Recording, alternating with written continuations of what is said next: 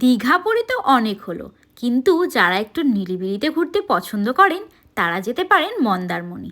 আর মন্দারমণির কথা মাথায় এলেই প্রথমেই চোখের সামনে ভেসে ওঠে সমুদ্রের ধার ঘেঁষা চোখ ধাঁধানোর রিসর্ট, ভালো খাওয়া দাওয়া আর অনেক শপিং। কিন্তু বাজেটটাও তো মাথায় রাখতে হবে।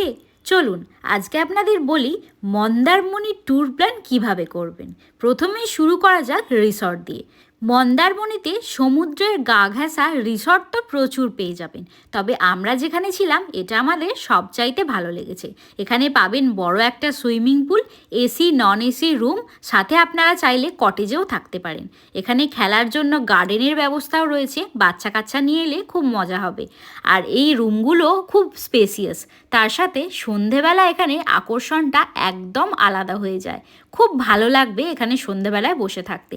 আর যেহেতু এই রিসর্টের সাথেই রয়েছে পার্সোনাল বিচ, তাই এখানে বসে আপনারাও আনন্দ উপভোগ করতে পারবেন। চাইলে আপনারা সুইমিং পুলে স্নানও করতে পারেন। এবার বলি মন্দারমণি আসবেন কিভাবে। আমরা যেমন শিলিগুড়ি থেকে গেছিলাম, তাই প্লেনে করে পৌঁছে গেছিলাম কলকাতা স্টেশনে। আপনারাও প্রথমে প্লেনে করে বা ট্রেনে করে পৌঁছে যেতে পারেন কলকাতা স্টেশনে, তারপর সেখান থেকে একটা ট্যাক্সি ভাড়া করে হাওড়া স্টেশনে পৌঁছে যাবে। মোট কথা আপনাদের হাওড়া স্টেশনে পৌঁছে যেতে হবে, কারণ মন্দারমণি যাওয়ার জন্য আপনাদের দীঘার ট্রেনে চাপতে হবে। দীঘা যাওয়ার জন্য হাওড়া স্টেশন থেকে টোটাল দুটো ট্রেন ছাড়ে। একটা হচ্ছে সকাল 6:45-এর কান্ডারি এক্সপ্রেস, আর 2 নাম্বার হচ্ছে দুপুর 2:25-এর তাম্রলিপ্ত। আমরা গেছিলাম দুপুর 2:25-এর তাম্রলিপ্ত। এই ট্রেনগুলির ভাড়া নন এসি 105 এবং এসি 380 করে। এবার আপনি যদি চান যে আরেকটু কম বাজেটে ট্রাভেল করবেন, তাহলে আপনারা হাওড়া থেকে খড়গপুর লোকাল ধরে পৌঁছে যেতে পারেন সাঁতরাগাছি, এবং সাঁতরাগাছি থেকে দীঘা লোকাল ধরে নিতে পারেন, যার ভাড়া হাওড়া থেকে যদি একদম দীঘা লোকালের টিকিট কেটে নেন পড়বে 45 টাকা করে জনপ্রতি। এবার বলি আমরা যে রিসর্টটায় ছিলাম, hotel dolphin sea beach resort, এখানে আসার জন্য আপনাদের রামনগর স্টেশনে নামতে হবে। রামনগর স্টেশনে নেমে এখান থেকে একটা গাড়ি ভাড়া করে নেবেন, যার ভাড়া 400 থেকে 500 টাকা মতো নেবে। ভাড়া করে নিয়ে আপনারা রিসর্টে পৌঁছে যেতে পারেন।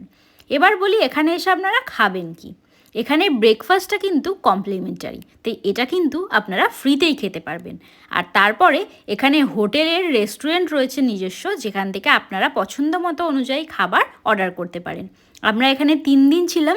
3 দিনে আমরা বিভিন্ন ধরনের আইটেম অর্ডার করেছিলাম আমাদের দুজনের জন্য। তো আমরা যেরকম খাবার অর্ডার করেছিলাম সেগুলো আপনাদের স্ক্রিনেই দেখাচ্ছি, দেখতে পাবেন। আর আমাদের বিল এসেছিল এই 3 দিনের টোটাল 1700 টাকা। এছাড়াও আপনাদের যদি বাজেট কম থাকে, তাহলে আপনারা এই রিসর্টের বাইরে যে বিচটা রয়েছে তারই এখানে অনেকগুলো রেস্টুরেন্ট পেয়ে যাবেন। আমরা একদিন খেয়েছিলাম প্রমিলা হোটেল অ্যান্ড রেস্টুরেন্টে। এই রেস্টুরেন্টের খাবারও মোটামুটি ভালো এবং বাজেট খুবই কম, এখানে আপনারা খেতে পারেন। আমরা অর্ডার করেছিলাম প্লেন রাইস, আলু ভাজা, 2 পিস চিংড়ি মাছের মালাইকারি আর তার সাথে রুই মাছের কালিয়া। টোটাল আমাদের নিয়েছিল 630 টাকা দুজনের। খাওয়া দাওয়া সেরে আপনারা দুপুরবেলা এখানে একটু স্নান করলেন, ঘোরাঘুরি করলেন। এই বিচটা খুবই পরিষ্কার এবং নিরিবিলি, আপনাদের এখানে ঘুরতে খুব ভালো লাগবে। এবং বিভিন্ন ধরনের ঝিনুক, স্টারফিশ, এছাড়াও বিভিন্ন রকমের মাছ কিন্তু আপনারা এই বিচে দেখতে পারবেন। যেহেতু বিচটা খুবই নিরিবিলি, তাই আমরা এখানে এসে বিভিন্ন রকম জিনিস দেখতে পেয়েছিলাম, যেগুলো অন্যান্য বিচে গেলে কিংবা দীঘা পুরী গেলেও আমরা দেখতে পাই না। আর সত্যি কথা বলতে রিসর্টটা এতটাই সুন্দর যে এখানে আপনাদের অনেকটা সময়ই কেটে যাবে। রিসর্টের আলাদা করে যদি ভিডিও দেখতে চান, আমি ডেসক্রিপশান বক্সের লিঙ্ক দিয়ে দেবো, ওখান থেকে আপনারা চাইলে দেখে নিতে পারেন ফুল ভিডিওটা, কত কি প্রাইস এবং কীরকম কি ডিটেলস সমস্ত কিছু আপনারা ওখান থেকে দেখে নিতে পারবেন। অবশ্যই দেখে নেবেন। এরপর বিকেলবেলা একটা টোটো এখান থেকে ভাড়া করে চলে যান মন্দারমণি মার্কেটে। আপনাদের প্রথমে নামিয়ে দেবে এই মনসা দেবীর মন্দিরের কাছে। এখানে অটো স্ট্যান্ড রয়েছে, এইখানেই হচ্ছে মন্দারমণি বিচের অ্যাকচুয়াল মার্কেট। এই মার্কেটটা বিকেলবেলা বা সন্ধ্যাবেলা যে কোনো একটা টাইম ঘুরে আসুন, বেশ ভালো লাগবে। আমরা এই দাদাটার সাথে এসেছিলাম, দাদাটার ব্যবহার খুবই ভালো। এই টোটোওয়ালাটা যাওয়া এবং আসা দুবারের জন্য আমাদের নিয়েছিল 400 টাকা। রাস্তাটা বেশ অনেকটাই, তার জন্য টাকাটা ঠিকই আছে বলে আমাদের মনে হলো। আর এই মার্কেটটা আমরা ঘুরে দেখলাম, এখানের মার্কেটটাও বেশ বড়, বেশ অনেক কটা দোকান রয়েছে এবং সুন্দর সুন্দর জিনিসও এখানে বিক্রি হচ্ছে। মার্কেটের ভিডিও যদি আপনারা আলাদা করে দেখতে চান তাহলে সেই ভিডিওর লিঙ্কও আমি ডেসক্রিপশান বক্সে অ্যাড করে দেবো, আপনারা সেখান থেকে চাইলে দেখে নিতে পারবেন, যেখানে মার্কেটের টোটাল ভিডিও করা রয়েছে, কীরকম কী দাম জিনিসের এবং পুরো মার্কেটটার ভিডিও আলাদা করে আপনারা দেখতে পাবেন। আমরাও এখান থেকে বেশ অনেক কটা জিনিসই কেনাকাটা করলাম, ভালো রিজনেবল প্রাইসে পেলাম। আর তারপরে আমরা এখানে বিচটা ঘুরে দেখলাম।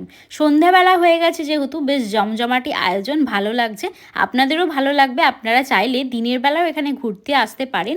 এই বিচের আশেপাশেও অনেক হোটেল রয়েছে যেখানে আপনারা থাকতে পারবেন। যদি আপনাদের বাজেট আরেকটু কম থাকে তাহলে আপনারা এখানে থাকতে পারেন। তবে একটা কথা, আমরা যে রিসর্টটায় রয়েছি ওখানটা বেশ নিরিবিলি, যারা একটু একাকিত্ব পছন্দ করেন, নিরিবিলিতে থাকতে পছন্দ করেন, তারা ওখানটায় থাকতে পারেন। আর যারা একটু ক্রাউডেড ভালোবাসেন, লোকজন ভালোবাসেন, তারা এই বিচটায় এসে থাকতে পারেন। দুটো বিচ দুরকম এবং খুবই সুন্দর। দূরে দেখতে পাবেন যে বাঁশ দিয়ে ঘর মতো বানানো রয়েছে, ওই জায়গাগুলো যখন জোয়ারের জল আসে তখন নিচেটা জল হয়ে যায়, আর উপরে খাবার দাবার পাওয়া যায়। দুপুরবেলা যদি আপনারা এখানে আসেন তাহলে ওখানেও খাবার খেতে পারেন, সস্তায় ভালো খাবার কিন্তু এখানে পেয়ে যাবেন। আর সমুদ্রটাও খুব সুন্দর লাগছিল।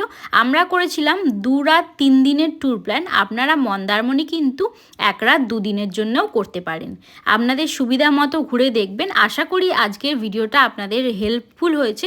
যদি কিছু প্রশ্ন থাকে তাহলে অবশ্যই কমেন্ট সেকশানে সেটা জানাতে পারেন। তবে এটুকু বলতে পারি, আমরা যে রিসর্টটায় ছিলাম ওই রিসর্টটায় থাকলে আপনাদের সময় এমনিই কেটে যাবে, আর সমুদ্রটাও এখান থেকে খুব সুন্দর লাগবে।